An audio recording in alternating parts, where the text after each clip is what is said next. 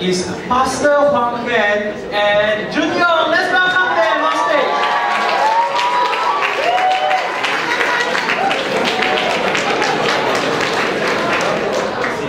So maybe you can stand at the front. Okay. So share with us. Okay. Share with us some juicy story. How many people hear some juicy story? Wow. There's only 10 hands. Okay. Anyway, so what they will share is they will share how they met and how they decide to be together. Okay. So ladies and gentlemen, let's give a big hand to Pastor Huang Ken and Jun Yong. Yeah, you stand in.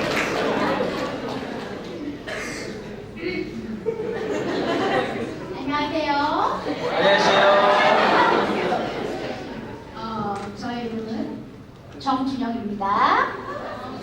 No need treasure, right? 정유. 준영, yeah, 준영. 안녕, 준영. Yes. The Korean pop star in house. I thought I go to sit down and share. Yeah, anyway, yeah. Oh, you want to sit down, share? You can sit down.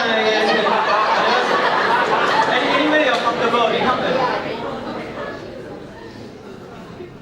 Okay. Okay, I need to share, right? So, how I met Pastor Huang Ken. I was born in Korea, that is Singapore. But my family is a third generation Christian family. So since young, for me, I go to church and worship God, doing church activities and all this very natural. It's very common for me. No like question about why do I need to go to church, these things. But when I enter the teenage period, I start to think about my faith more seriously and who God is, what is my life purpose. All these questions start to coming out in my mind. So I was think of very seriously about my future and life and all this. And when I enter the young adults, and I start to attend the mission conference, and through that, God opened my eyes to see what mission about, and then I got interested about mission, and yeah, I give my life to God, serving as a missionary. So when I was 24, I decided to go mission India. So my parents and my friends, they concerned, actually like, oh, you're 24 already, and then you mission field now, how? When we have old friends, they have to marry all these things. But the time I decided to go, no, I think I want to serve God. I want to serve in mission, give my life to God. So decided to go. I went to India and I served in mission as a slum, targeting slum. So I didn't go alone. It was 10 of us. It's a Korean mission organization. So I was youngest actually. There's a couples. There's singles, we work together. So it's an NGO, non-government organization, targeting slum. So we go slums and in the slum, develop and educate children, and owns programs and all these things. So actually my commitment was 3 years. So after 3 years, I met missionaries, Korean missionaries, but she was in Singapore, DTS and SBS. It's some kind of training under YWAM. And then she suggested to me that, so I talked to her about my plans and all this, can you pray together? And then she suggests, why don't you go to Singapore to expose some different cultures and do some training.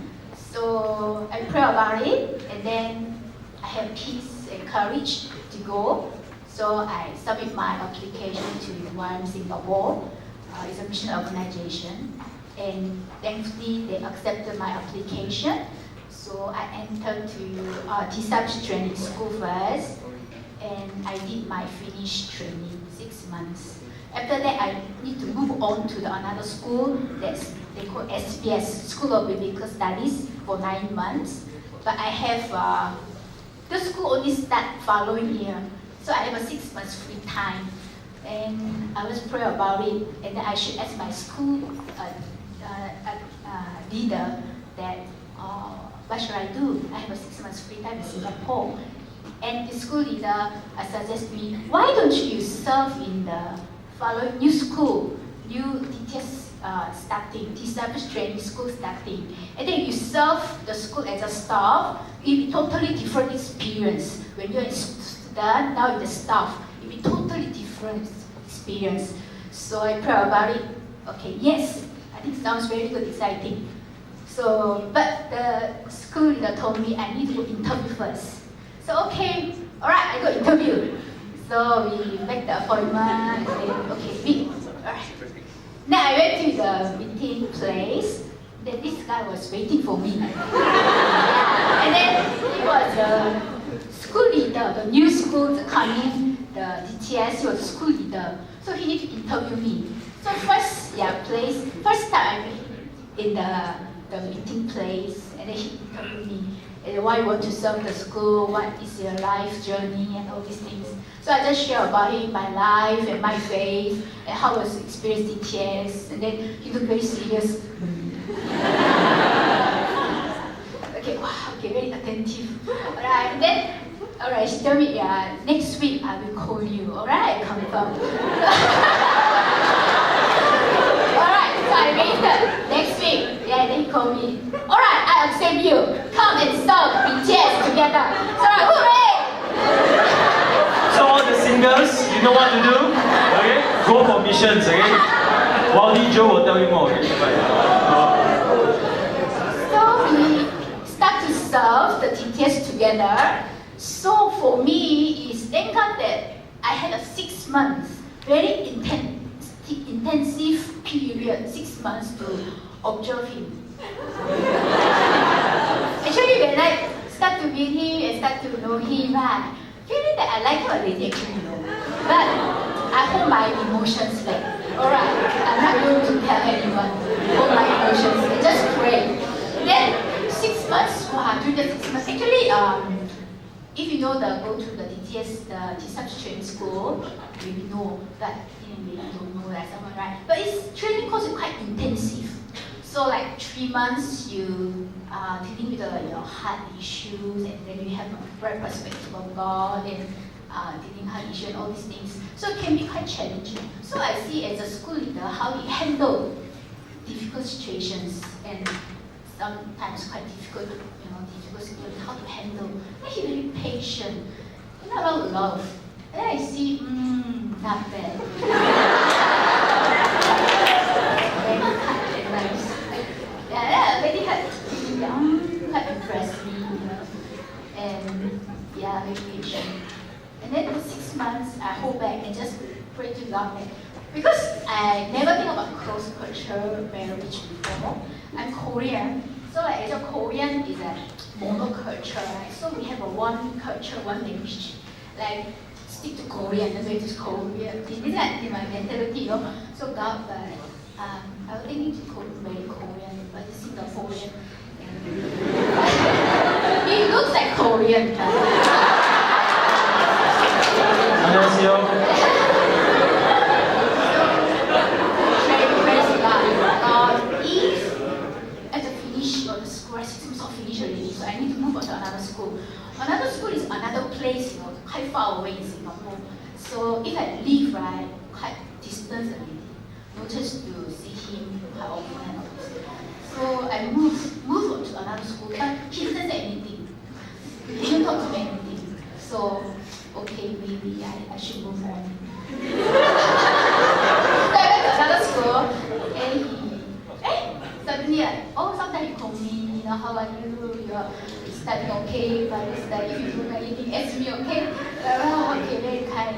And sometimes we go out, but we never go as a squad, always a group. One friends, like 10 of us go watch movie, go park, as a group always. Yeah. Then one day, almost I finished my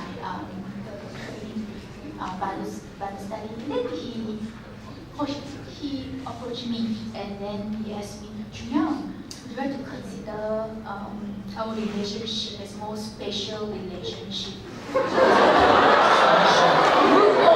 Move on to the next stage. It's not just pray. Would you like to pray about it? Think, I was happy, My emotions, that didn't shoot me.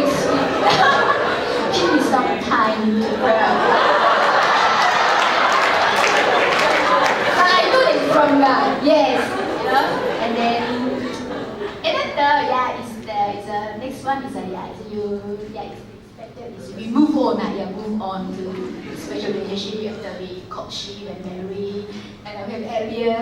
So yeah, it's our story. Yeah. Is it enough? What's your... Okay, Did you know that she kind of liked you first though? You sense it? we are good friends. Oh, good friends. So probably I know that there's this mutual friendship that's there. So I'm married at 34, I had Elliot at 36. So when by the time I hit up close to 30, a lot of people have been asking me, hey, why are you not getting married, you know? Basically, I'm quite a shy guy. So I for fear of rejection, so I kind of like waited and delayed. But then again, I had a vibrant relationship with God.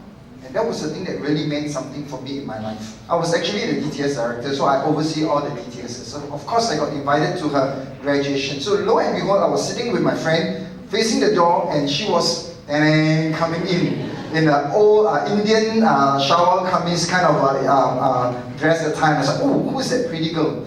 And before I realized it, at the end of it, the school leader, which is her school leader, came and told me, oh, I'm the next DTS leader. So she said, oh, you know, I have one girl that I know that's keen on, big on stuff. Would you like to meet up with her? Sure. And lo and behold, this is the girl that came.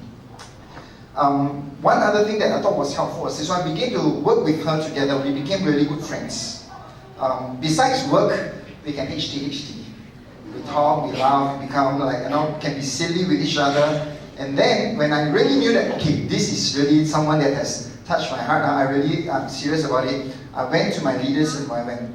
And those that I know that have quite a close relationship that I trust, and I thought, hey, there's this pretty girl, and then they said, finally! I said, oh yeah. And so there's this girl that I'm keen on, and they give me the blessings, and that's where I went ahead.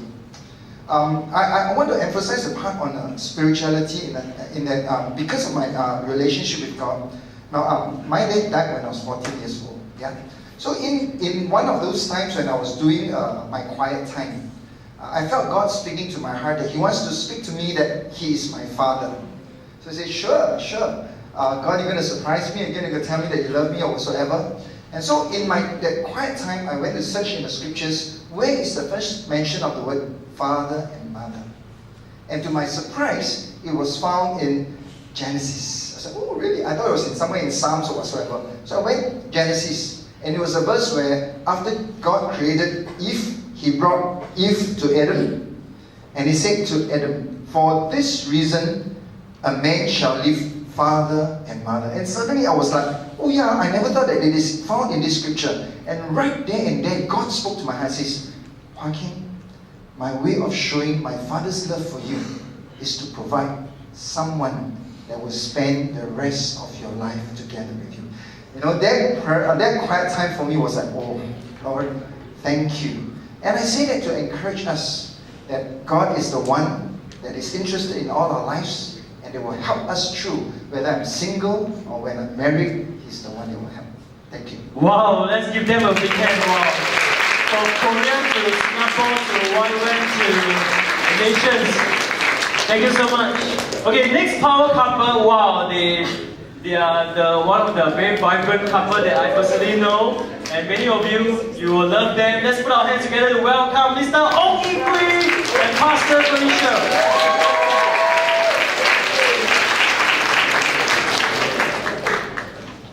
Okay, Mr. Ong. I heard you got plenty of juicy story. Okay, come. Don't steal the thunder. Come. Well, hi, good evening, everyone. So we actually met when we were 17 in junior college. So we were in Catholic CJC together. And well, to be honest, at the start, we really didn't like each other. Okay. So we joined the same CCA, drama society, and I thought that she was the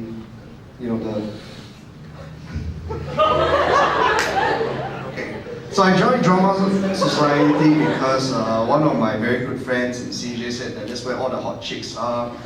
So if you want to find a hot chick to date, that's where you go. So I'm like, okay, sure, I'll join drama society then. And so the first few sessions, everything was going well, but she kept on being very annoying, like, you know, because I would be late, and she's like, why are you late? Huh? Like, I tell the teacher, then you know. So she's like this, like, teacher's pet, you know, super white girl, will definitely tell on you, complain about you, always like, you know, like, checking in on you, like, why are you late? Why are you not following the schedule? Yeah, so I was like, oh my god, this girl, it's like, it's the very boring type, so, you know, I was just like, okay, whatever. So that was the first impression. That was the very first impression. She can't defend herself. Okay?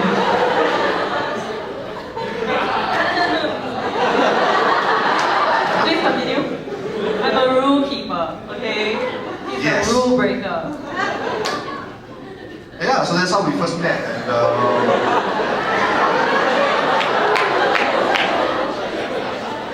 well, then I guess, you know, we got into the swing of things. We were very busy, you know, doing rehearsal, acting, coming up with props and all that. So I guess through that we actually worked, you know, in closer proximity. We got to know each other a little bit better. Then I guess that's where I started to realize, oh, actually she's quite a hard worker, and she's actually quite an intelligent person. So that's when I guess my image of her really started to change. And this was through 2 years of acting together and, you know, rehearsals and all that. Yeah. So in JC2, we were in production together. So on February 14th was the last day of our production. So that was the day when he asked me out.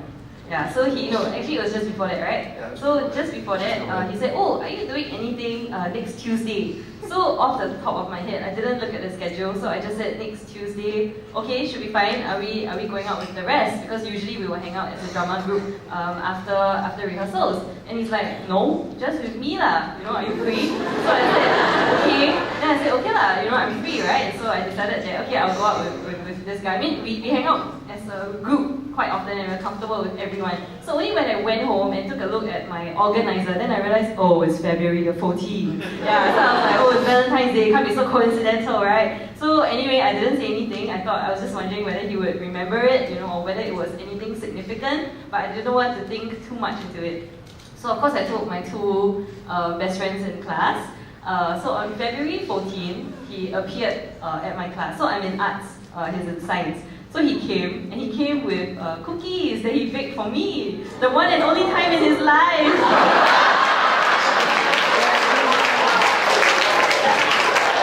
Yeah, and it was extremely sweet, right? But also, right, I thought it was the most hilarious thing. You know, like if you want to give a cookie gift to your significant other, or this girl or guy that you're interested in, you probably package it a bit nicer, right? His came in a Chinese New Year tub. Like in a big Chinese New Year tub. Because he said, yeah, because I thought, you know, maybe you like, so you just eat like a lot. Right.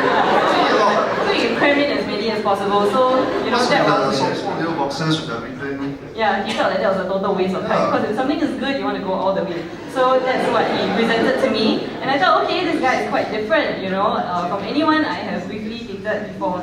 So after that, when we went out, I realized that... It was bad. He didn't make completely screwed up. He didn't make But it made a lasting impression. Yes, it did. Okay, so the thing is that usually on Valentine's Day, you know, it's overpriced, it's expensive, but you need to make a reservation, otherwise you probably won't be able to get to eat at anywhere nice, you know. And so this joker, who has never dated a girl before, didn't make a reservation, right? So I was like, oh, very wrong. I was like, eh, you know, I was like, wow, this point's down already. So anyway, we ended up in this place that I always eat at with my two best friends, and they were there.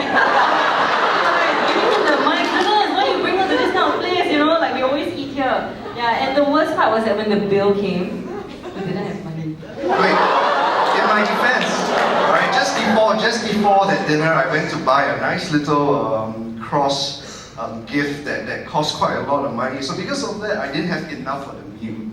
So I just had to borrow like maybe 50% of the bill from the office. And I told her, I paid for the whole thing. yeah, because she didn't have small change, right? Yeah, so the couple next to us, the guy was giving him the, wow, you best. And the guy's like, oh! And then the girl was just like, oh my gosh. This dude. Yeah, and so I remember that, okay, after that, this guy definitely made a lasting impression. So in my mind, I was really like, I don't know whether to be amused, insulted, you know, or whatever.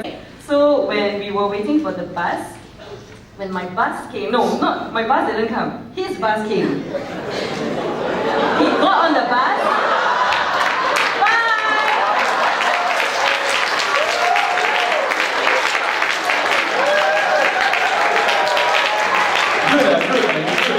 That was how he charmed his way into my heart. Because he was the most raw and unedited person. So can I say that's how you make a good first impression? Lasting first impression. Is that why girls like bad guys? No.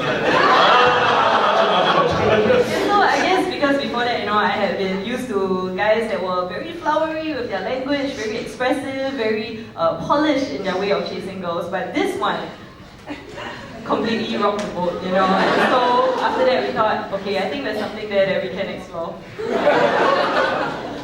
Yeah, I was quite surprised that she actually still agreed to meet up with me exclusively even after that day. But I guess she thought that okay, this guy is quite quite a raw person. He has absolutely no idea what to do on the date and all that. So I guess that's why she got potential. My third strength, for those of you who did Strength Finder, I'm maximizer. So I thought, okay, this one got potential, can grow.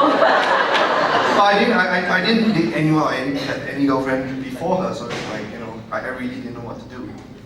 I guess at the end of the day,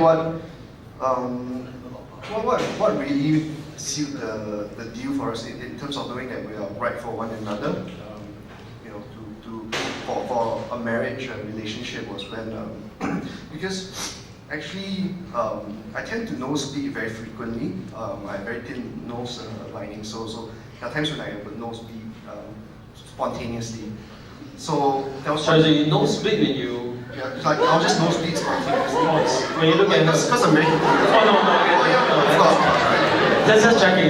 Yeah, so it was quite we usually had quite bloody days, but anyway. So there was one moment where, I was like, oh no, I'm nosebleeding because one of those spontaneous moments. And I reached out and looked, do you have tissue? I'm nosebleeding. And at that precise moment, I was also nosebleeding. So we were walking around town with tissue stuck up on the wall, two of us, and we were like, I think we are really meant for each other. Truly. Yeah, so that's how we knew. Thank you very much.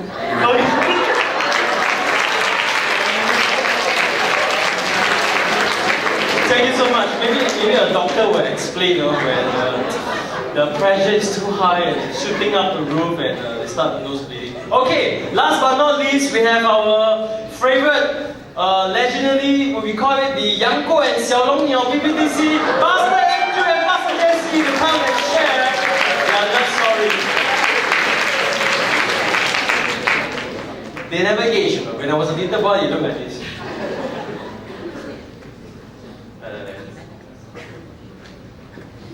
Okay, since all the spouses goes first, okay. Hi everyone, I'm Jessie here, and the first time I knew Pastor Andrew is when he walked into, we were all in the very first Sunday school of Bbtc, and then he came in about a year later when I was in church. So we didn't really have close interaction with one another. Basically, we were all gathered in one place for Singspiration. We call it Singspiration then, and then after that we just break into classes and hardly had any encounter. We will only talk about him when he has, see, he's with this girl. See, he's with the other girl. So that's what I knew about him at the point in time. Bad boys. Those are my mother, my sister.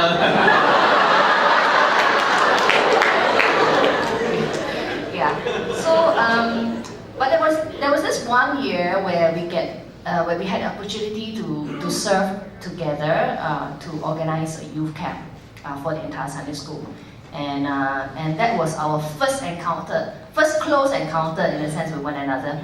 And we were all appointed as committee member, so we have to jokang, right? And that's how the spark started. Okay, at the meeting. So maybe you like to continue. Like Ikui and Pastor Ferdy, it really is not love at first sight. Actually, I hate her. There I'm working on the camp com and all the programming, slotting out until like 2 o'clock in the morning, and finally have this agreement, and then finally when we bring to the larger committee to speak this out, she will fight with me for just another 5 or 10 minutes of the timing. Just say, quiet time should be 15 minutes and not 10. I say, just wake up earlier, what's the problem? Longer. So that's how she will fight with me. And then I was just talking to all my friends, who is this girl? It's really not love at first sight. Yeah. We didn't grow. After the camp, we just left it as it is, and we never pursued. Yeah, so that was it. It was really, we really hate each other. Actually. I think worse than yeah. So it was like after the camp, we didn't really had any follow through, so called. I think it was like there was this time, I can't remember which year was it. It was like World Cup, if you remember that story. Okay, yeah, it was like World Cup year, So there were like talks about, this team is playing against that team, or this country is playing against that country, and then we suddenly realized that, hey, some of the boys are naming the games. Actually, they're not talking about the games. They're talking about the girls that they want to go after, yeah, something like that. So I'm not sure if you remember. Yeah. So there was this time where, okay, the good thing about Sunday school at that point in time is because we were smaller, okay, and there was like a core group of us, so we hang out a lot, after Sunday school, and we will hang out like after church, lunch, followed by movie, or they just chill at somewhere. Yeah, so it's during those times that we begin to realize what were the guys talking about. Yeah, and then they were talking about so-called World Cup, in the name of actually talking about girls that they want to go after and things like that. Yeah, so it was in those times then some people talk about Andrew. And some of my girlfriends were like, Andrew, no lah, Jessie, please don't consider lah, there are so many other boys, don't go and look at them. I'm a disaster then. Don't put your eyes on Andrew, yeah.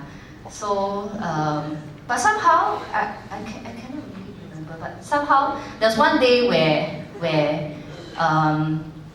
we began to see each other, kind of like bump into each other now, church used to have a learning and creative corner. It's like a bookshop at Tampines. Yeah, and we kind of like, how come you're doing here, that kind of thing, Because I stay at Tampines, so sometimes when I go to that market area, I would just pop into the bookshop to just check things out or just talk to the staff there, Then I would sometimes see him there, Then I realized that actually the person who was running the shop was actually discipling him and a group of boys. Yeah. So that's where so-called my impression of him started to get a little bit better. Okay. So he's not only interested in girls, but also more and more interested in God and the ministry that was going on at that point in time. Just putting on the show. Thank you for being honest. Yeah. So I think it was then through time and occasion where we bump into each other that we begin to talk a little bit more. Yeah. You care for that? Yeah. So the reason I think we are not really love as because we are really created very differently. All you need to do is just, two of us save money, All you need to do is just do one assessment, whether it's it personality assessment or anything. You just have to do one, because the other end of the result is me. So just one person do one, then whatever she don't have, I definitely will have. That's the end. We are at both end of the result. So all I need to do is I just have to do whether it's strength finder or whatever. So then she will have this set, and guarantee the set that she don't have is definitely I have. So that's how different we are. And I guess also reason is also because I happened to just pop by church because I was really a new believer. She has already been a believer since GB time and a few years ahead of me. But that year when I stepped into the church, that was as a new believer. I actually accepted Christ, I think 3 months after I stepped into Bbtc. So I was really a newborn believer. So I don't know. So according to her, she's right. I have a few girlfriends that was like here, there, change, that kind of thing. But please, they rejected me. Now I rejected. So people kind of have that reputation that this guy how come keep going after changing girlfriend. I feel you, man. Yeah. Yeah. So that is the reputation. So when she finally like, hey, how about it? She actually went and talked to a few of her friends and said, you know, what about Andrew? You know, actually, seriously, everybody warned her, please stay away from me because I spell trouble. If you don't want to have your heart broken by me, you don't want to start crying and then you get cheated, please stay away from me. And that's really serious. I still know who are these friends. You got RTM for it. I need RTM. Okay, so she told me about this. So okay, because I know the background I have. I came from that history, so it's okay. So we tried out. So that's how we know each other during when we were in poly. So about 17, 18, and all the way through schools, then army, and then all the way to poly, then army, and then work. Yeah, that's how we each other until now. Wow, let's give Pastor Andrew and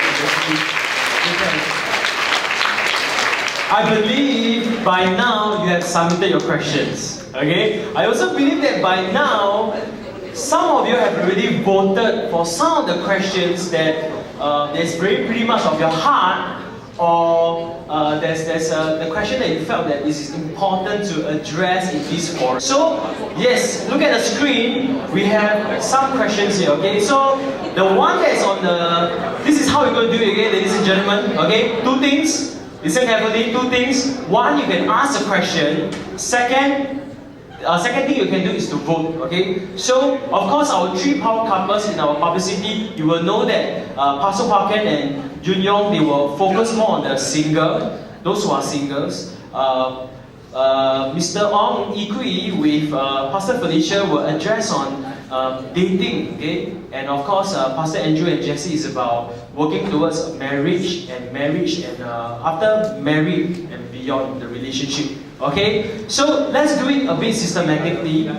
Let's start with the questions that is more catered to the singles. Okay, so we have 56 votes. Okay, in a relationship, can I have a yes? Correct. In a relationship, what if the girl is spiritually stronger than the guy? Okay, so Pastor Ken.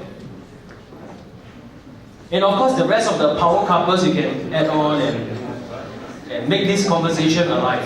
I think the answer, Pastor Andrew and Pastor Jesse will be the best person to answer, isn't it? Because they have walked through it that way. So why not we hear from them, right? You want to hear from them? A real life example. Jen, in the sense that when you are much younger, Pastor Jesse is more spiritual. Well, I came to learn a lot. Yeah, I came to learn a lot when I was Sec 2 through Girls Brigade. How many of you are from Girls Brigade? Okay. You had, okay.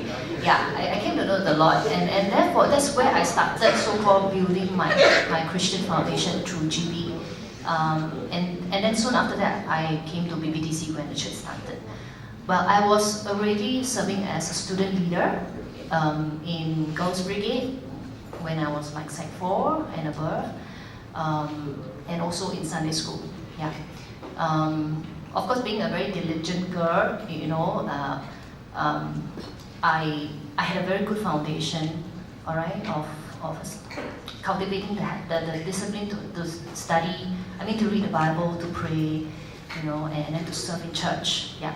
Pastor Andrew only came to know the Lord, I think, in the year 1990, and I was probably already a 5 or 6 years old believer in the faith. Yeah, and I was so-called a leader during those days.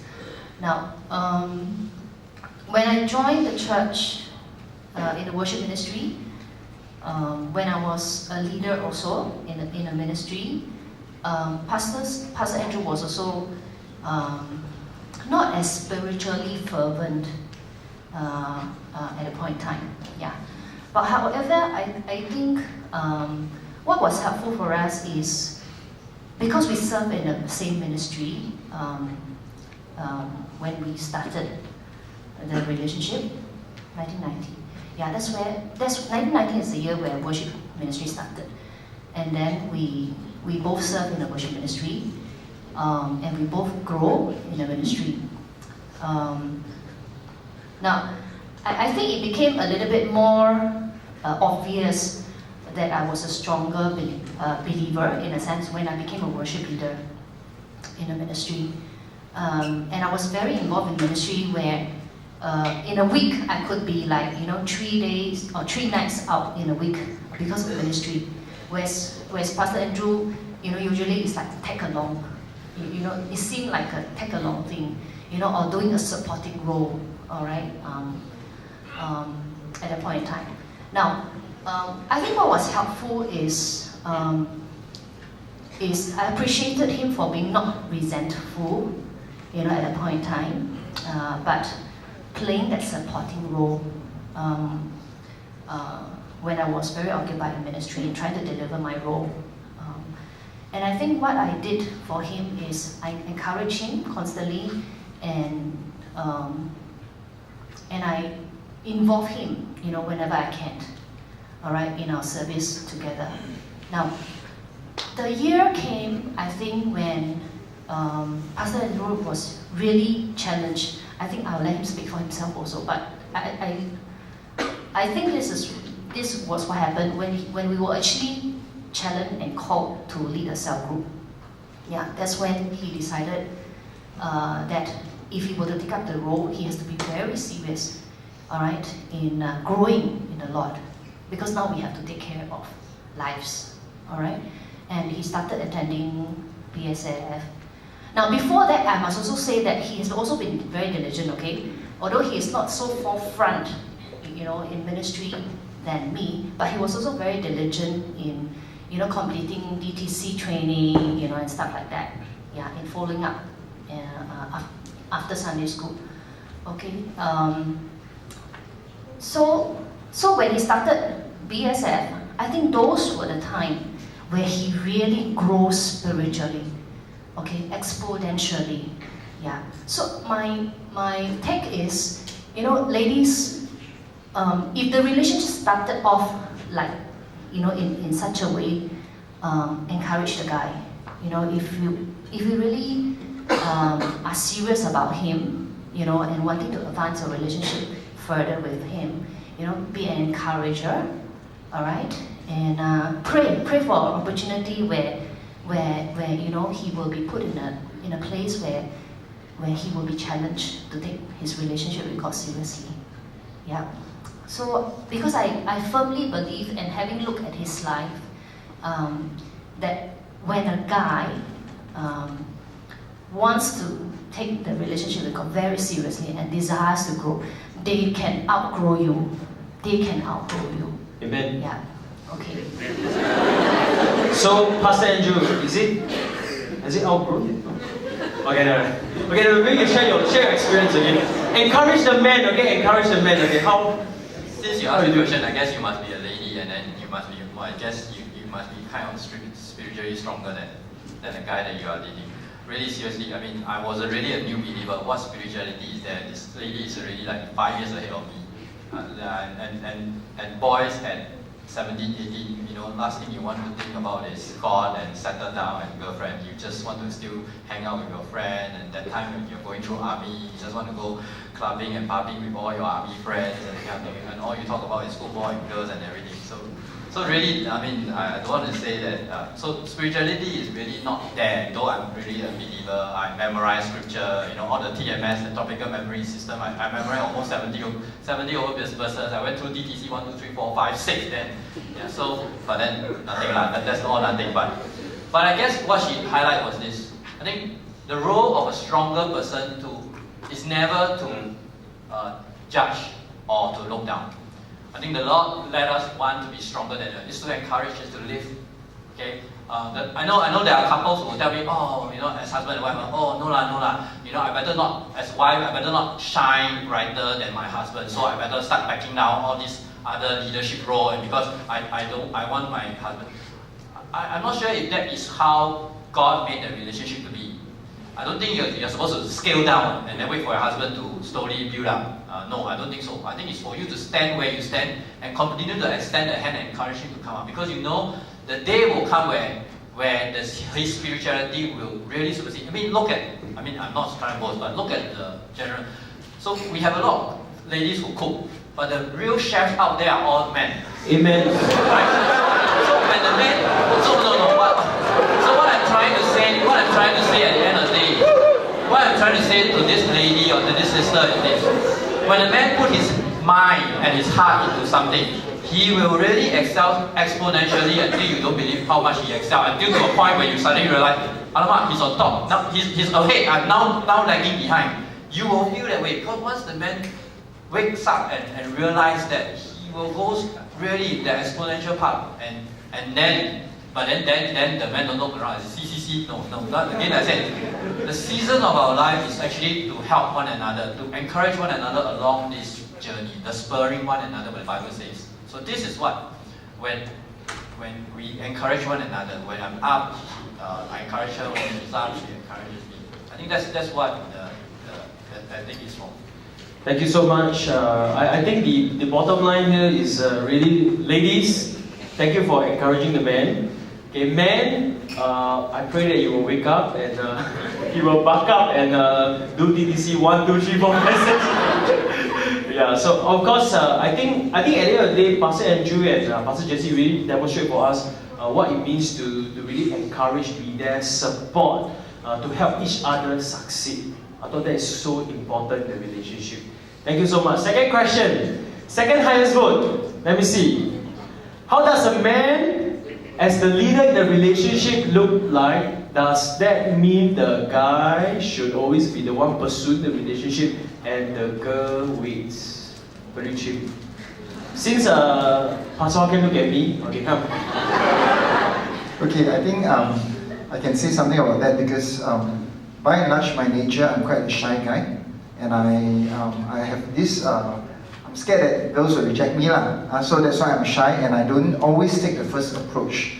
So when Junyoung came along, I really enjoyed the friendship, and I felt that because of my relationship with her, one of the things that God was really challenging is what can if really you like someone, then take the step out and do it. And so that was on my part. But I felt that for my wife, she was very good in the sense that she didn't overwhelm me, hey, do this, do that, but she gave me indications that, hey, I'm keen on this relationship, would you want to? So she will say some things to encourage me, to help me to like, okay, this relationship, yeah, probably she's keen to, and that helps me to move a step at a time. So for me, it was a journey of my own inadequacies, but yeah. So, but yet at the same time, she gave me some indicators to jump onto it, and that's where it helped me to overcome my shyness or my whatever fears I have. Okay. Yes. Wow. So actually, for all the shy guys in the house, I understand because I'm also shy. You really sure? Yeah. So I think what Pastor Haken really bring up the point is, men, you should try.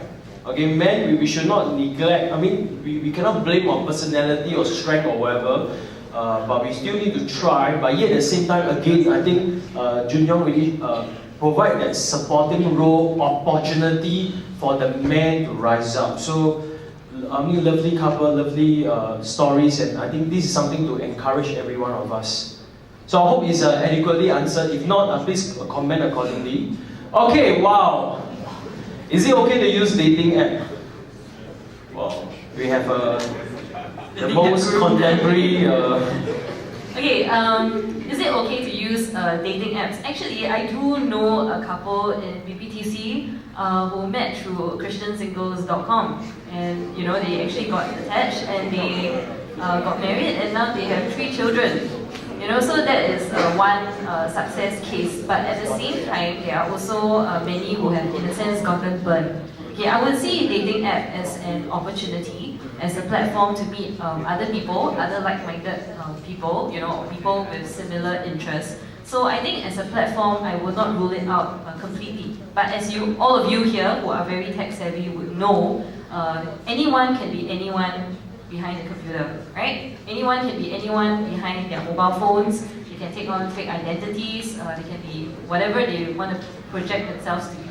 So I would say it's okay, but please be very careful. Please be very cautious. As my dear husband, sometimes I will come home and I'll ask him about a particular dating app, or you know, what do you think of these things? And his one comment was, if it's too good to be true, it's probably too good to be true. Okay, so if any time you're using this app and of course someone asks you for money, someone asks you for things that are too personal, I don't think that's a good thing. Yeah, there shouldn't be that kind of disclosure. And I think as you use these apps, no matter what, how long you want to stay on that cyberspace, I think eventually you will have to meet this person that you are communicating with before you can commit to anything. Okay, so for me, I would say you want to use this as a platform to meet people, it is okay, be very cautious, but please don't start a relationship with anyone that you have never met in person. Even if you call on the phone or you just talk on WhatsApp and you feel like, wow, there's this connection, but this person you have never met, you have never seen this person, you don't know if this person is even real or exists, in real life, in flesh. Okay, yeah, please don't give your heart to this person. So be very cautious. Yes, I just want to greet you. Since you are quite experienced with your friends I completely agree with what Felix said. I always tell her that when it comes to dating app, yes, it is a platform, an opportunity to meet new people, but I would definitely be very cautious with my interaction. Do not be too emotionally invested,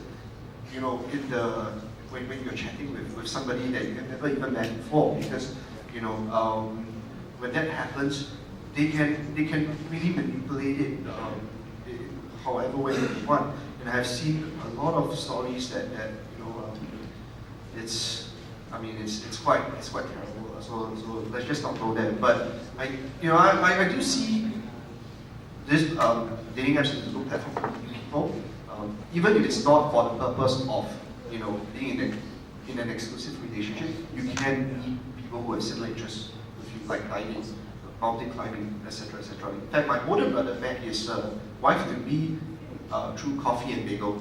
So it does work, but I think there needs to be certain guards, certain defenses that you need to really put up. Don't download the app now. Yes. Okay. For those of you who want to ask more about the certain apps, I think after the forum, we can actually come to some of the speakers. We do know of people that is currently sitting in the midst of you that use of certain apps that they have their certain experience they can share with you. I think it's very. I think there are also certain apps that really probably it's a no-no. Like for example, like Tinder, where it's like. Well, why is it no? This is explicitly, you're actually searching a partner for a more sexual relationship. Okay. You know what I mean? So perhaps for those dating apps, I would probably say no. No Tinder. Yeah, no. Coffee and bagel. This is very explicit. Okay. Just checking. I'm not sure. I've not used it. There's no need. They flock to me, not everything. Okay. So I think it's a very good point. I think that's what one of the things that they mentioned very important is dating apps are very good opportunity to connect, but before you meet the person, before you really know the person, don't commit emotionally, financially, or other aspects that will cause you to be at risk. I thought that's quite important. Thank you so much. Next question. Can a cell member date a cell leader? Let me check. Are they? I really know. That's why I don't dare to come. Okay, yeah. Okay. So maybe we get a veteran cell leader to. Okay, how about Pastor Andrew? Can a cell member date a cell leader? Or can a cell leader jio the cell member? Jio. How many of you got this experience? The person not here, the couple, actually know several. No, any moderator? Not sure with the moderator. Okay, maybe we hear from the senior leadership. Okay, Pastor Andrew has been cell leader of various cell. Okay, can a cell member date a cell leader, or what are the boundaries are involved? What are the accountabilities are involved? I think these are very good guidelines for us. I'm not sure what. Okay, I always, because I'm counseling trained, so I'm very careful in answering questions and giving you a straight question. So I'm not sure what's the question behind this question. Then my question is, what's wrong with a cell member dating a cell leader? Just say, yeah. So what's wrong Cell member they need a cell leader. I mean, when I was cell leader, she was my cell member. We got married also. Sanction. Okay. So my question here is, what is your concern when you ask this question? Can I date my cell leader? Because if it because if this is just purely of relationship, that you like this man or this woman who is your cell leader, and then vice versa, I really seriously don't think there's anything wrong. I veto to the rest. Is cannot. I think it happened once in Chosen Gen. So maybe Pastor Ferdy can give. They are married, or not direct. Not direct. Okay, so of course, if you're talking about the same Chosen Gen case, the cell leader it is a cell leader, but it is not her cell leader. But same cluster. Same cluster. Okay. Yeah. So okay. What are the boundaries? Maybe you can share what are the boundaries, what are the A and C involved. Yeah, because in a sense, essentially they are very interconnected. I think one of the concerns that you have to ask yourself is there a possibility of someone abusing authority? Okay, like give an example. Like a teacher cannot get involved with a student in relationship. This is a no-no. MOE will tell you no, you get it, you gotta go jail. A psychiatrist, a doctors, a counselors, and anybody in the medical profession, you're not supposed to have a relationship with your client or your patient. This is also a no-no. Because at that kind of position, there's always this abuse. Yeah, there's this chances of abusing that power. Because the weaker, so-called, the weaker person, or the person who cannot think straight or whatever, are relying on this person for help, for advice and everything. And so that's why that whole relationship becomes very toxic, because the person can really be manipulative. That's why I think what you're trying to say. Unless if you feel that the leaders is very manipulative and then like you come and pray, you come forward with a prayer request and say, I love this man, this cell leader say, no, you're supposed to only me. Then this is where I think it's called manipulative. Like should you go out? Should I go with this guy? No, you cannot. Should I? No. Everything is no. So suddenly after a while you realize, hey, how come like there's this? Because I think in the cell relationship, I would love to think that each of you are all well-functioning beings. That means you still can think. You're not in that dilemma where like a teacher and a student where there's too many too authoritative, and then if you imagine they hate that whole, they don't want the abusive manipulative part where I ask you for dinner, you say no, the next thing your grade is going to get F.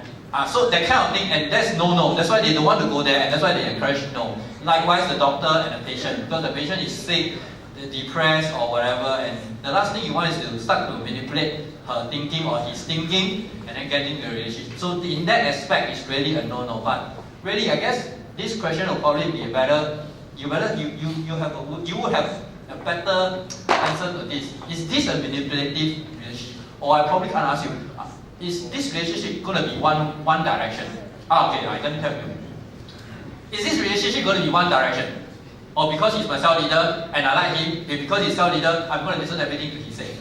Because he's the leader. And so if you started a relationship something like that, then please be careful. Because I really don't believe that there is anybody who is supposed to be superior than the other party in the sense of like controlling. We never enter into a relationship, a BGR relationship when you first start. It shouldn't be even like, wow, when I'm with, when some people come and say, wow, when I'm with him or when with her, I feel so small. I think you're done deal. Because to me, you already have the mindset, you already started on the wrong foot. Actually, that shouldn't be the way. So in this relationship, you need to assess whether is this something like a one-up kind of thing, and this guy is really having authority, having every say in your life and everything. If that's the case, then maybe you really seriously need to consider. But if you're like any normal functioning human being and you can argue with him after the cell leading and having really sparring session and questioning his view and or anything, please by all means, I think you are just as normal as any couple.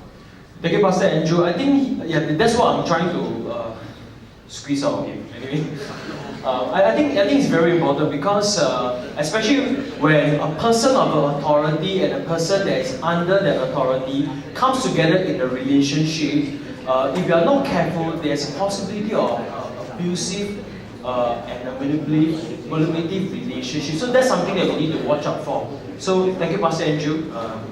I'm glad that you shared some insight with us. Okay, next. Wow, I saw the center one. Wait, let me check. I'm not answering that question. Please go and. You are welcome. Okay, is it okay to? Is it okay? Ask senior pastor. That one maybe I get Pastor Singly out. Okay. Pastor Singly trying to answer the question. Okay, maybe we can tackle the easier one first. Is it okay to date Catholic?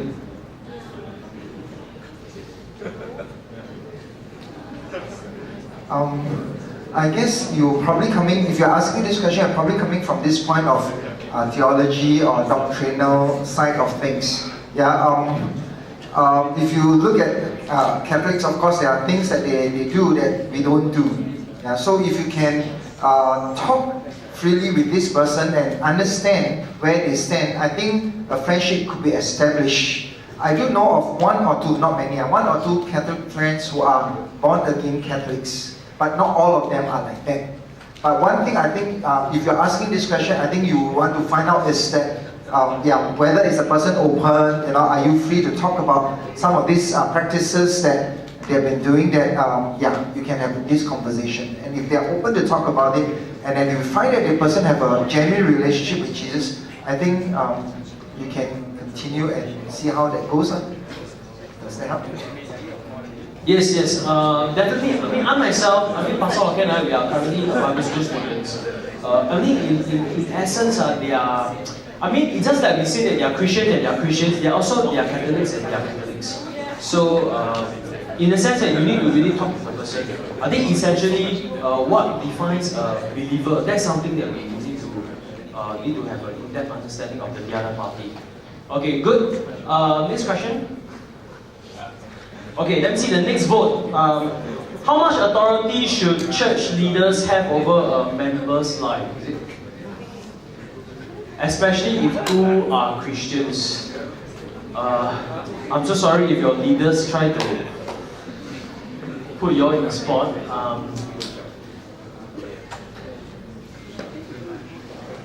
Any power couples have this experience? Well, personally, for me as a cell leader, I think I usually come from the perspective of offering more godly advice. I don't think I can, assert authority over my cell members' love life. I don't think that should be the way. I would hope that if they are in, let's just say for example, right, an unequally yoked relationship, I hope that they, like, God can speak to them directly. So maybe I offer some advice, like what does the Bible say about this? It's just very simple. And maybe give them a glimpse of what it would look like if the relationship were to actually continue. What would it look like? What would it look like in marriage if, let's just say, the couple is in an unequally yoked relationship and they get married, and then what are the common issues or common topics that a husband and wife usually talk about, and then from there you actually see the underlying values between different in a sense religion. So usually I would come from that perspective. I won't go like, no, don't be in an unequally yoked relationship, break up now. How about both of them are Christians?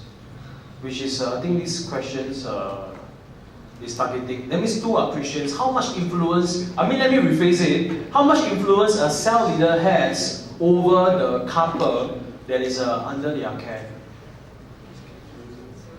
And first of all, I think it's an issue of accountability.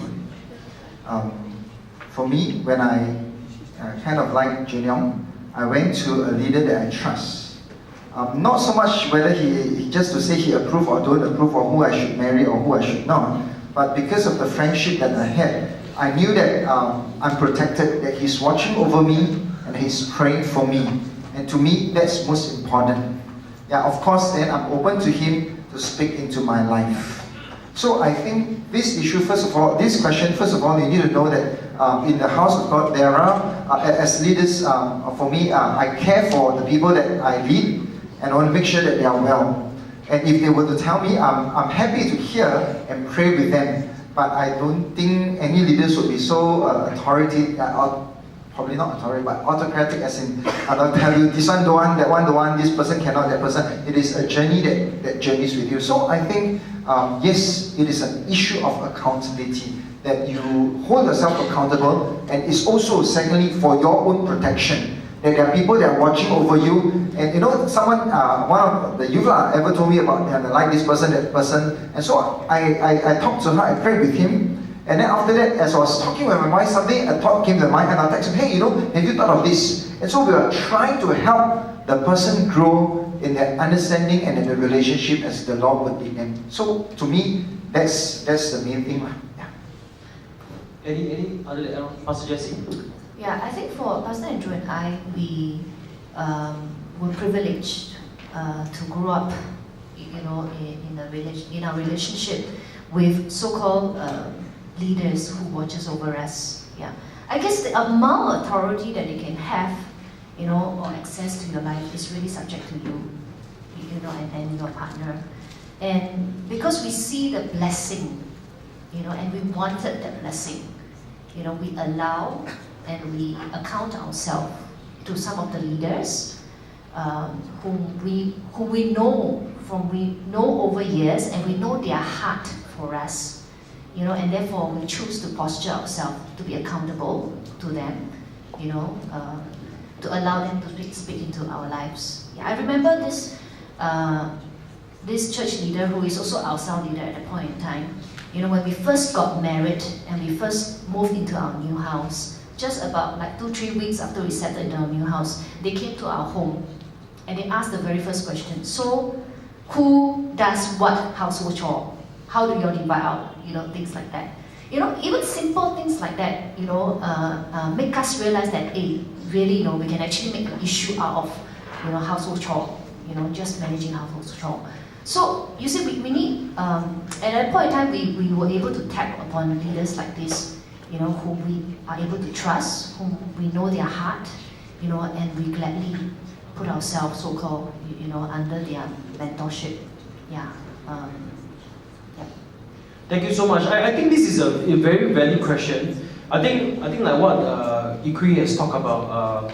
I mean, as leaders, they always desire to show you how godly relationship is like. So you must give your leaders that permission to speak into your life. Of course, Pastor Hua can talk about being accountable. I mean, speaking as pastors, as leaders, it is our desire that you succeed in relationship. Just to assure you, okay, that the church leadership desire you succeed in relationship and you finally get married, be fruitful and multiply in Bbtc so that we will grow. Okay, so it's our desire. So and also like what Pastor Jesse said, that eventually how much authority leaders have over your life is really depend on how much you're willing to open to them. And of course, the case of Pastor Andrew and Jesse, they are very inspired, okay, by their mentors. They are very inspired by church leaders, and that's why they are hungry for more and they want to learn. I think that is something that we can be mindful of. Wow, vote 38. Let me try the easier one. Can a husband be a husband? No, a husband can be a house husband. House husband. No house husband, not other people's house. Oh, house husband is one. Stay at home. Okay, stay at home. Okay, stay home. Just verify. Just clarify. Okay. Pastor Andrew, the pastors in charge of family. Can a husband be a house husband? There's a church member in our church that the husband is actually okay, you call it a house husband. So the husband actually stays at home. The wife goes out to work. The wife is a school teacher. Actually, both of them are school teachers. Okay, I know this couple. Some of you may know. So the husband and wife are school teachers. So once they have a lot of kids, they have 2-3 kids already, and one of the kids are actually a bit of special needs. Okay, and need a lot of attention. They came to the conclusion that at the end of the day, the wife will work, and the husband will stay home. That's the arrangement. So how did they come to the conclusion? Because the husband is a little bit more effective at home, a more hands-on person, can DIY. He drives, so he needs to ferry all 3 kids. The wife don't drive, and that kind of thing. And I think the wife is in the teaching profession a little bit longer, so salary-wise also a little bit higher. So based on such decision, they came to a conclusion that, okay, my husband stay at home, I think he's better if he stay at home, and if I stay at home, no point, I still have to take taxi, take care of everything, so it's really, so they came to the decision mutually agreed upon. Well, I guess the question then you need to ask yourself, then social stigma. So practicality, that seems to be the best way to go. You earn higher, I mean, okay, let's put a female and male aside, man or woman aside. So you earn higher, you are more useful at home, you can do a lot more things, I can't. So based on the pragmatic reasons, the husband stay home. But then the question you need to ask yourself, then social stigma how? You need to not just, you need to overcome that. That is actually a very big one. So if you come to the conclusion that, I'm not sure if you're just asking for asking or you're really asking because your husband is house husband and now you're facing a pressure, because you know it's not going to be a very easy conversation you're going to have, you know. I mean, you go out with your wife, you go out with all your girlfriends, all married, right? And then finally, oh, what's your husband doing? CEO, vice president, my husband stay home, house husband. It's like, wow. The question here is yours. How are you going to accept that? If you are fine, if you already gone over it and you have worked through this and you are perfectly fine, then not really an issue. But the question here is about the emotion and matter that comes in. You know, if people to ask you, so what's your husband doing? So is that an issue that you have problems saying? So if you have, then you better talk, or better have a lot more discussion on how you come, and not just on pragmatic reason, because I can do more and more effective at home. And sometimes I also tell her the same thing, why don't you go at work, I stay at home. That one has skills actually. You know, so because I'm more in a sense more. She don't agree, but I'm more useful at home. The reason is because I have OCD. So I like my whole place very clean. Yeah, very clean. So every day you will see me at home. I'll be mopping the floor, picking up vacuum cleaner like a portable one, everywhere. Yeah. So I think I'm more useful, but anyway. That's like one thing. But really, I think the more challenging question is about the social stigma. How are you going to answer that question when you have social gathering? I think like what Pastor Andrew has mentioned, if as a couple, you all come together to make an agreement, you all know very clearly what's the reason of the arrangement, then that's where you have to stick to it. And of course, if there's much to be discussed between the couple, I think the couple must really come together to come to a common agreement and conviction. Okay, what's the next highest vote? This is the next highest vote is for comic relief. Okay, I think you should ask the expert. Mr. There's only one Mr. Okay, maybe quick, what's your view? Okay, it's oral sex and anal sex. Okay, Pastor Hong Kong to give input. Pastor Sengli, sorry. It's his question. Okay, let's welcome Pastor Sengli again. No, we let him answer first, then we know where to stand, because we all report to him as well. During the school days, Pastor Sengli is known as the king of sex. Come. Okay, clarification. I did not ask this question. Amos Park knows someone. A few theologians was just discussing about this question. Okay, I think first and foremost, okay, I see the crowd. Most of you are not married yet. I don't know why you asked this question, but anyway.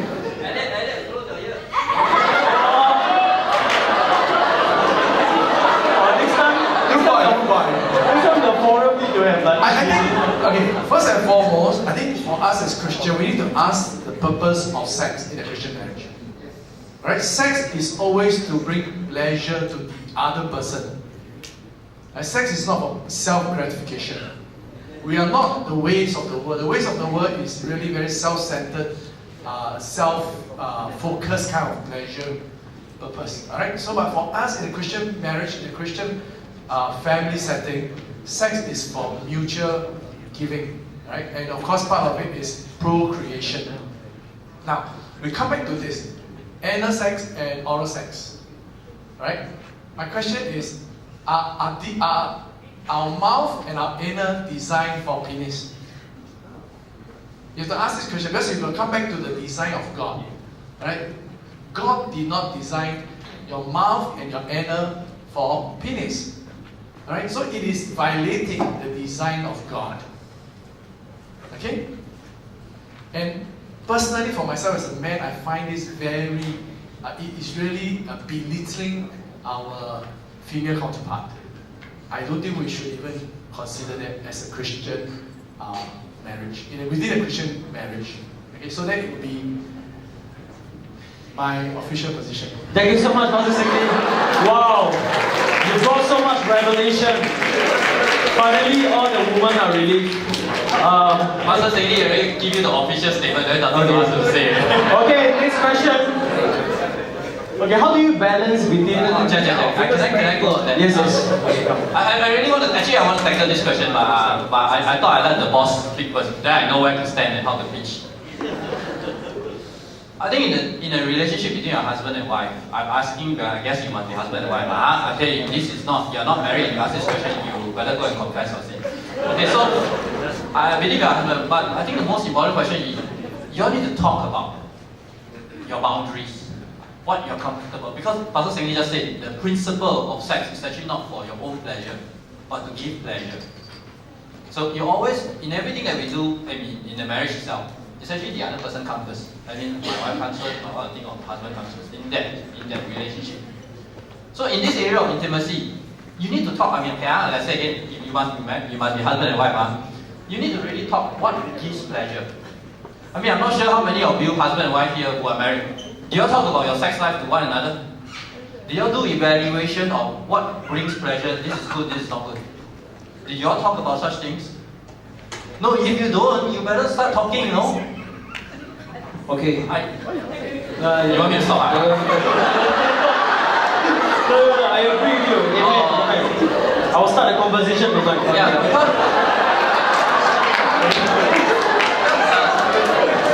because this is the way to go. This is really the way to go because you know you must understand that your wife or your husband are not created like you. What you think, what you feel, how you feel, you cannot presume that. For example, the person will like it or the person will not like it, that kind of thing, just because you like it, that kind of thing. So you don't presume. So in a relationship, you better ask. You know, I mean, okay, we talk about such things. You know, we talk about what brings you pleasure. You know, sometimes we talk, let's try this, let's try that. But then, now I'm going to be honest with you, let's try this, but then we have to respect each other that, no, we're not comfortable, so let's move on. Because it's really not about me, it's not really about her, it's about each other, the other partner first. So when you talk like that, then really there's nothing in your conversation that should stop you. Why? I mean, God created this, the most ultimate pleasure of intimacy and of closeness. Why do you want to everything sweep under the carpet and let the world or the devil have a way in it? And then the best person to give you the answer with regards to sex, I mean, it's really the other half, your wife or your husband. And this is the part where really your conversation has to go to, you know how. I mean, I'm not asking in the form of how did I do today. No, I'm not asking that kind. Please, I'm not asking that kind. I'm really asking the very deep intimacy, like if I do this, how do you feel? Do you like it? Do you not like it? No, I don't like it. No, then stop. Then stop. Then don't, because it's not about you. Yeah, because we have very warped idea of sex, but again, I think Pastor simply said it correctly. The purpose of sex is to bring pleasure, and in that bring pleasure mutually to one another, then you grow in your intimacy. And the question is, how do you then go on that unless you talk about what is good and what is not good, what you like, or what you don't like. Really, I mean, we talk about food, right? You know, what kind of food you like, or then one day maybe I cook for you, so likewise. But then come to sex, why come we cannot talk about such issue? Like, what brings you pleasure? What do you like? Oh, you know, this one no, this one no, this one no, this one no. You know, so then let's move on. No means no. It's okay. Yeah. Thank you, Pastor Andrew, for your passionate reply. Really, sex is not about yourself, so as love and relationship. I think it's always about the other party, it's always about one another. Thank you so much for your passionate reply. Due to time constraint, I will get the 3 power couples to select their final questions before their concluding statement. But the rest of the question is not being answered. Rest assured that the power couples will come together and to give a so-called in the sense that we will reply according to the questions accordingly. So those questions that is not addressed today, we will reply it accordingly through the pigeonhole. So we will let the power couple to choose questions. One of the questions that they feel passionate, so that we all can have an insight. So, Mr. Ong, you look very ready. Since we're tackling the dating segment, we will choose a question from that stage. And the question we chose is, when do we know when it's right to drop a relationship? And while we were just doing a quick discussion, I think while we were doing a BGR, a couple of connections that we look for, or rather, Pearlie and I actually look out for, is what we call PIES or PIES. And PIES standing for physical connection, intellectual connection, emotional connection, and spiritual connection. Obviously, you would assign different priority to the alphabet. It could be, you might prioritize the intellectual connection more than spiritual connection, for example. But I think when you are exploring these 4 different factors and these 4 different connections while you are in a relationship, you don't want to just focus on one and ignore the rest. So coming to this question, when to drop a relationship is when there is, I personally would say there's 0 connection in any one of the alphabet. So for example, spiritually there is 0 connection, right? So for example, the guy or the guy has no passion at all in terms of pursuing a walk with God. That would set off your alarms, right? If there is no connection emotionally, so it's like you are never really able to understand each other's emotional state. It is very hard to be in a relationship, right? Same thing with physical and intellectual as well. So that's personally for me. You wanna Okay, so I think these would be the factors that we agreed upon. And I think in addition, if there is abuse in the relationship, so abuse in all the in the same quadrants, physical abuse, of course, is a no-no. Okay, please do not accept physical abuse in a relationship in any way, whether it's guy to girl or girl to guy. Okay, if it happens before you get married, it's gonna get worse after marriage. Okay, so this is something that is very serious. I think abuse in other ways as well. Of course, verbal, emotional. We know of relationships where one party is emotionally very manipulative and constantly makes the other person feel small, so that he or she can be in power in that relationship, and that they will always say things like, "You will never find anyone who will love you the way I do," because you're not good enough. If you're in such a relationship, please drop the relationship. Okay, remember that God has created men and women both in the image of God. Yeah, and both of you should treat each other as sacred, where you really want the best for each other, and you want each other to be the best versions of themselves. And I think what we do as we support each other through the dating journey is, for us, we learned that a lot more in our marriage mentoring, where the goal of marriages is not just to make each other happy, but it's to make each other holy. And that process begins in courtship, where we iron sharpen iron. It's not just an intellectual way, but how are we helping each other become one step closer to Jesus and one step closer to becoming more like Jesus. Okay, so I think when there's abuse, of course, where there's no respect for each other, or even no support or growth, or and then of course connection in all the other areas, then I think it's time. Sometimes we find that there are young couples who, when they first start dating, they buy a BTO, because they are so worried that they will not get BTO, the built to order houses, okay? Because they are worried that they will not get a house when they finally decide to get married. So sometimes they decide, okay we better put down payment first, just buy a house at the start of our relationship, and if things work out, then okay, we will, then at least we have a house to stay when we get married. And then sometimes things don't really work out, but because they already put the down payment, they are bound by that, and they're worried also that, oh, what if I don't find anyone else? And then they end up, in a sense, marrying that person out of convenience or fear that they will not have any other. And I think that's not a good way to make your decision. Yeah, okay? So, I think you should consider all these before you make the next decision to get married. Yeah. Thank you so much. I think this is very helpful. Where to stop when there's no connection, when it is abusive, and of course you guys are not in the rush state. Sometimes we because of society expectation, we want to rush into it. I think that's something that we should avoid.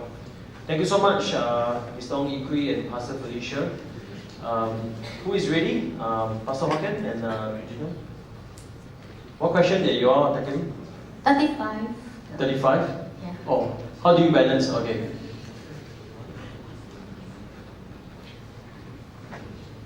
I know as a single, there's always a concern, where can I meet the one, and all these troubles. I understand, totally understand. I used to be like that.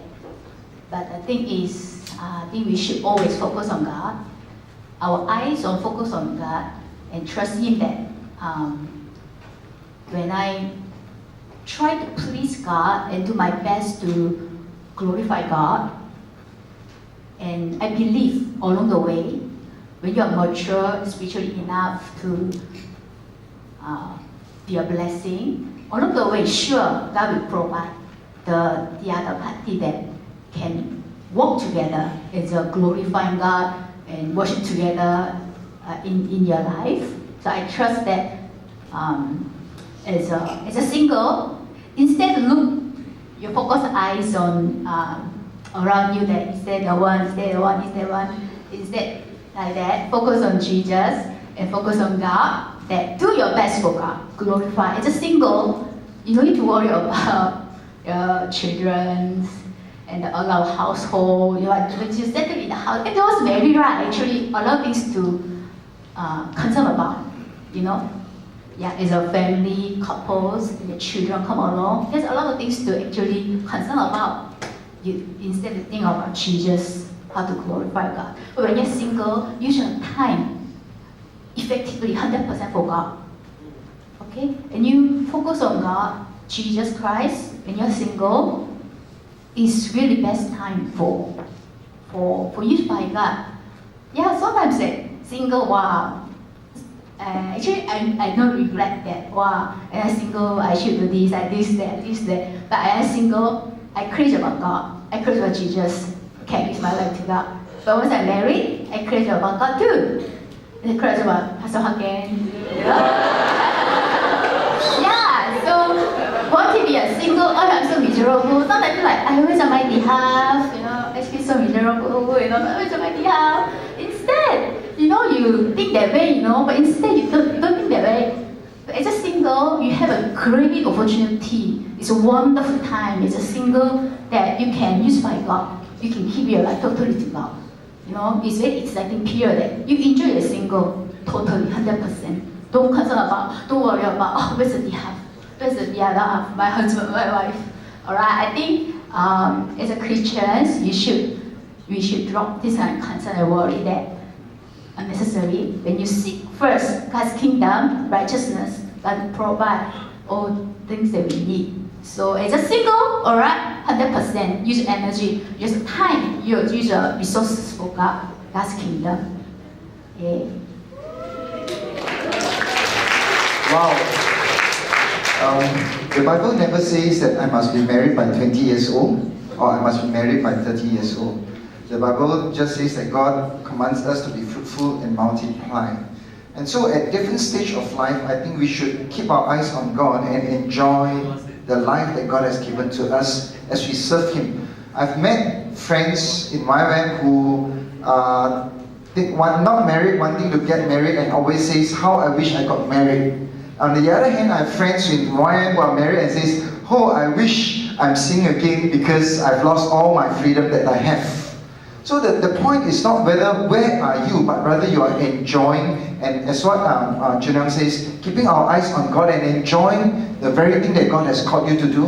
And when you are wholeheartedly following God in that way, you might not know God is already preparing the person that will be worthy of all that you can ever give your life to. So enjoy the life that God has given to you. Keep your focus on Him, and I'm sure God will direct you along the way. Amen. Wow. I mean, there are many of us who are single. I think it's very comforting that at the end of the day we need to fix our eyes upon Jesus, upon God. I think this is the best time of our life that we can serve the Lord, and we trust God that along the way that the Lord will provide accordingly.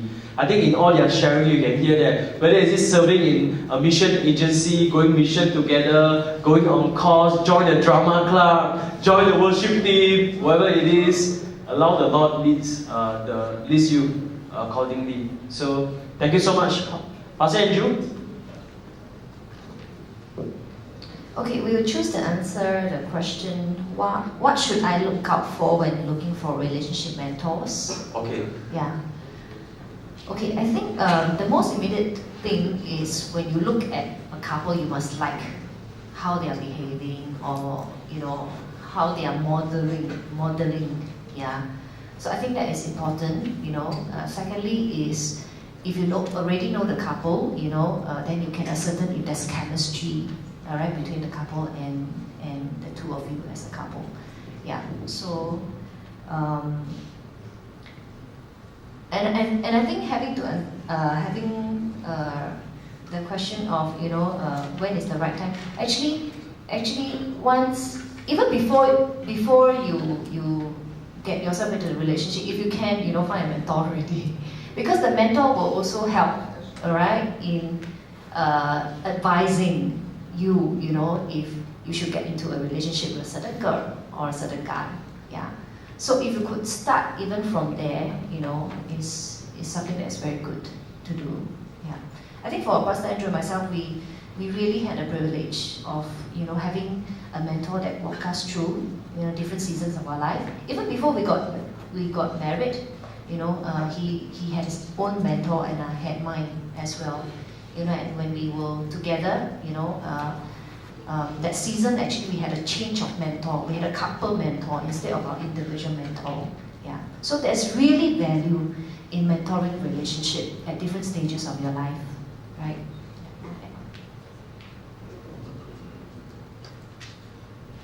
Other than all those physical qualities that you look for, chemistry, the other aspect you need to ask yourself is what's your goal as husband and wife? If you become husband and wife, okay, let me generalize it again. I'm not saying anything.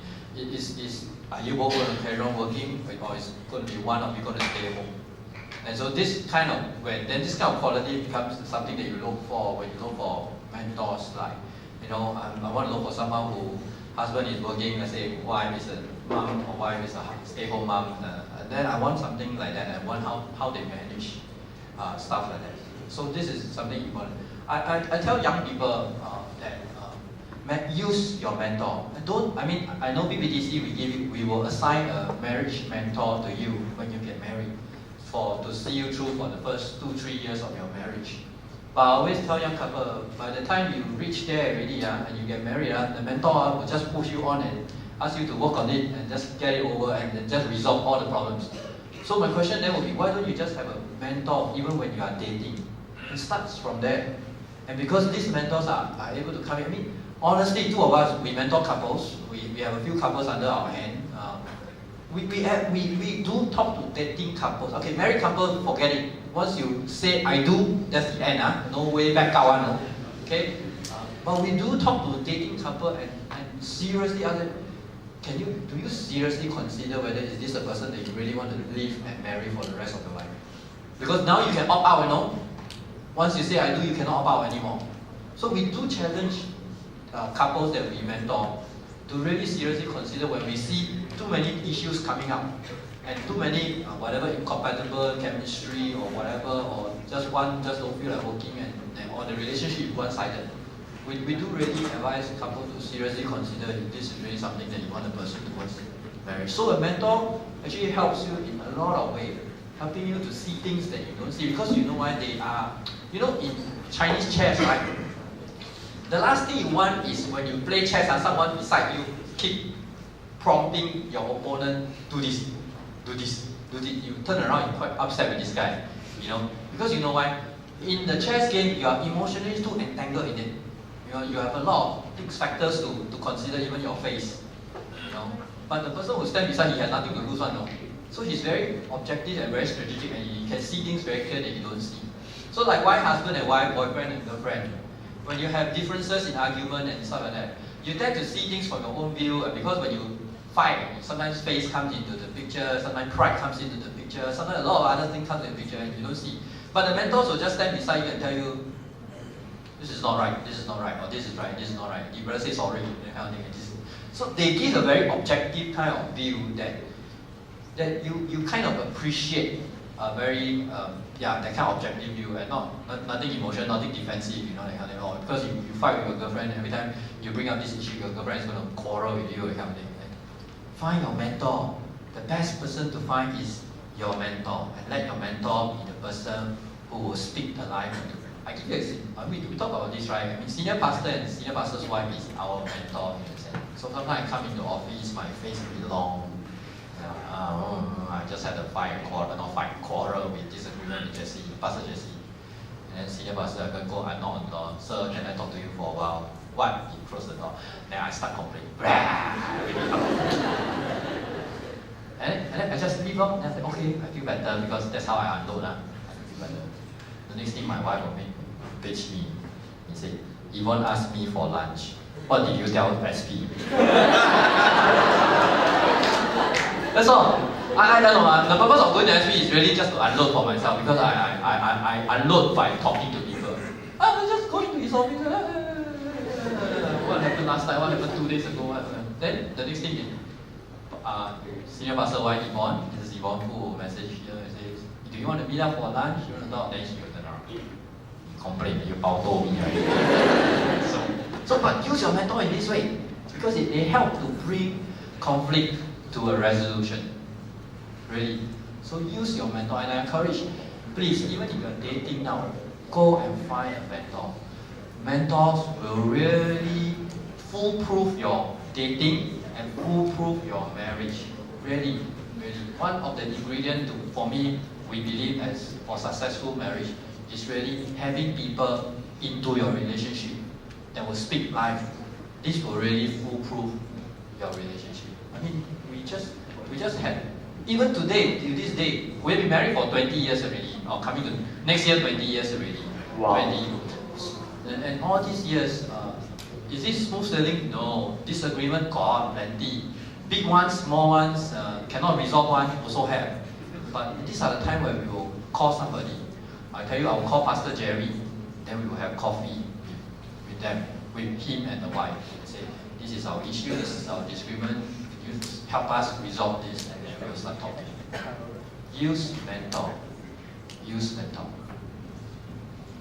Thank you so much, Pastor Andrew and Pastor Jesse. Of course, before I continue, I just want to call up all the married couples to arise to become mentors. If not, the 3 power couples will be very busy. Okay. Thank you so much about reminding us about mentors. So I want to encourage young people, start looking for mentors, and I mean, in the sense that who do you look out for? Look out for those that you want to model after. I thought that is a very good feedback. I mean, that's a very good point made by Pastor Andrew and Jesse. Okay, so we are coming close to the end. Maybe we'll have the 3 power couples to make their final concluding statement. Okay, and of course, we are mindful that in this forum, there are people who are singles. So, Pastor Joaquin and Lee will give the concluding statement. Mr. Ong Yi Kui and Pastor Feli will advise and to encourage those who are singles or those who are dating. And of course, Pastor Andrew and Jesse will encourage those who are married. Okay, so, Jin Yong, come. Hi. I know here are many singles, but I really encourage all of you that some singles have that wrong mindset that I'm a half only, I'm not enough. There's someone that need to fill me up, you know, become one whole. But I think it's a wrong idea that you are the one that as an individual, that you are whole in God, and you find the fulfillment in God, and your identity in God is need to be filled as an individual. So as a single, as you use your time wisely to cultivate your spiritual life, to be mature in God, to know God, put your efforts and times, and you grow in God, in Jesus Christ. Sure, there's another whole, the other party will come and be a whole, another whole. It's a synergy, you know, like, you know, whole, you know, it's not half become one, you know, whole become whole. Yeah, just to reiterate what my wife says, mathematical formula says half plus half equals to 1. But in a relationship, it's not that way. It's 1 plus 1 equals to 1. Okay, that's all. Amen. Wow. It's so wholesome. Okay. Thank you so much, Pastor Akin and Auntie Junyoung. Okay, for those of you who are dating, who are courting, I would say definitely use this time to grow your common space. Okay, because you know, as you are progressing to one flesh, then of course the common space that you share will have to get bigger. You know, so grow your common space, but at the same time retain the friendships that you have and the relationships that you have. So one of the things that I will caution against would be, you know, you only exclusively look at each other and go out with each other, and then you drop all the other friendships. Don't do that. You know, grow that community together. These will be the people that will journey with you through life, even after you get married, okay? And grow your communication. I think don't be afraid to deal with the difficult questions now. Don't be afraid to deal with complex situations now. I think one of the things that Kui and I learned a lot from our long courtship, you know, is our conflict style is completely different because I'm exploding and I spoil for a fight like all the time. You know, while he's like the low brewing, you know, and they need to take 6 months to tell me one thing kind of thing. Yeah, so, you know, even after we got married, right, like it was 6 months into marriage when he finally told me, actually, I don't like to eat egg sandwich. After I made him like egg sandwiches for the last 6 months of our marriage, okay? You know how difficult it is to like boil eggs and deshell them? Yeah, so, you know, I mean, I would encourage you to talk about these things even during courtship. You know, don't wait until you're married, okay? So enjoy, you know, really enjoy this time. And then enjoy each other and enjoy Jesus together. Okay, I think ultimately, you know, no matter how different you are, and two of us are very different, God is the one that binds us together, both the fear of God and the love for God. Yeah, and I think that is the one thing that will really hold you together, hold your commitment together, especially when the times get difficult, whether it's in courtship or even in marriage after that. You know, so yeah, enjoy yourselves as dating couples. Thank you. I think talk about a lot of C's. Grow in common space, community, communications, and commitment in God, conflict resolution. So I think it's good for all the dating and courting couples. Pastor Andrew and Pastor Jesse? You come to this stage too late already. 你要认命了，真的。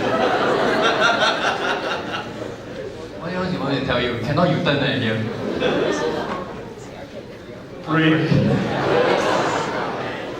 I never believed that. We never believed that a couple split, husband and wife split. I've done counseling. I've seen couples split as early as within a year of their marriage. Divorce, yeah, talking about divorce, going separate ways. Within 1 year of their marriage to a few years in their marriage, I've seen couples split. And then one thing I come to a conclusion: it's never about chemistry or compatibility, really.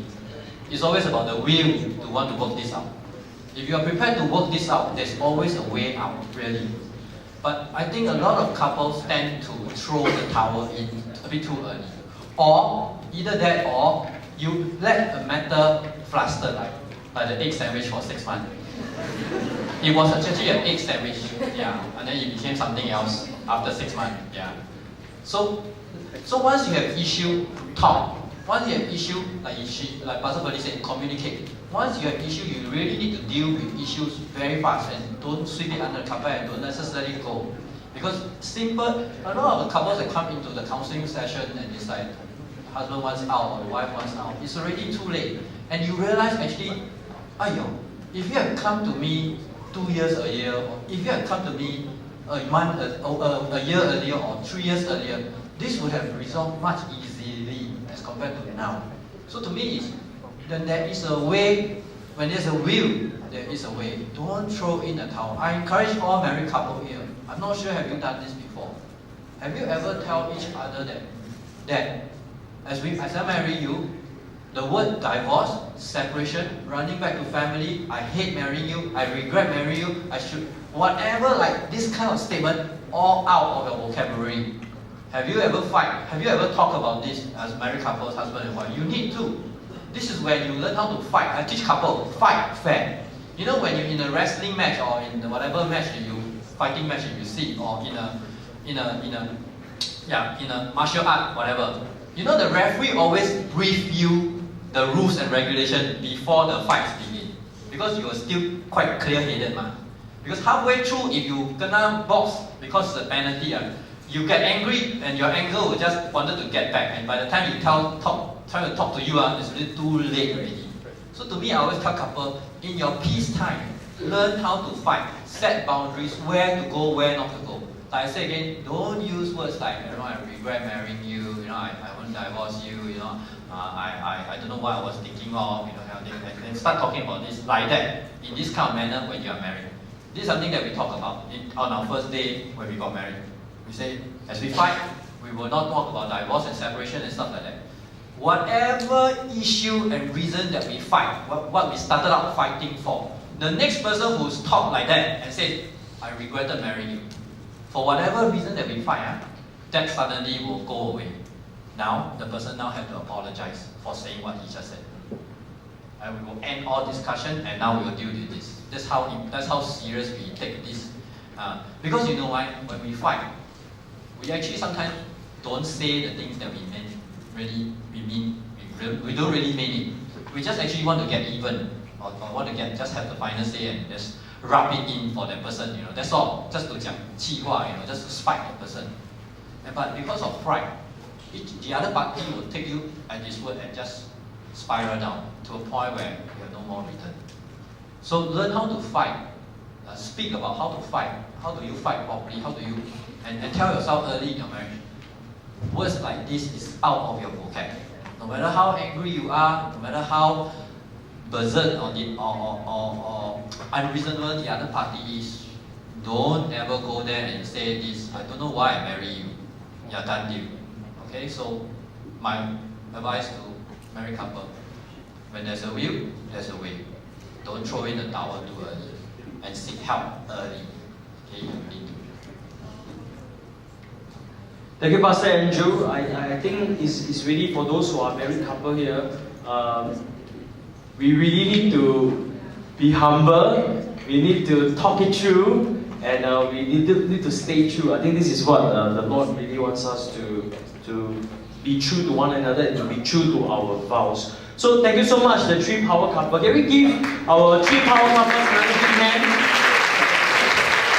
Of course, before we officially end the event, after that I just want to share with you some of the upcoming events that we have so that you guys are aware of the young adult activity. Of course, the month of November. This picture is really very Do you remember Pastor Andrew talked about set boundaries? So he will advise us on how to have healthy boundaries in helping people. Do you know that there are some people that we help, we got ourselves implicated and involved, out of boundaries. So Pastor Andrew will talk about this. Next. I don't even know who I will target. Those of you who are in Pastor Singley's division, okay, this is upcoming next year. We give you advance heads up. 14th January, we have our division lunch. Okay? So, before we go for our meet and greet, I know some of you guys, you have burning questions. You want to hug the speakers, you want to take a picture with them later, okay? So, before we go into our final meet and greet, maybe let us invite Pastor Singley, our Deputy Senior Pastor, to say a word of prayer to really exhort us, encourage us, and really depend on the Lord. So, Pastor Singh, please come.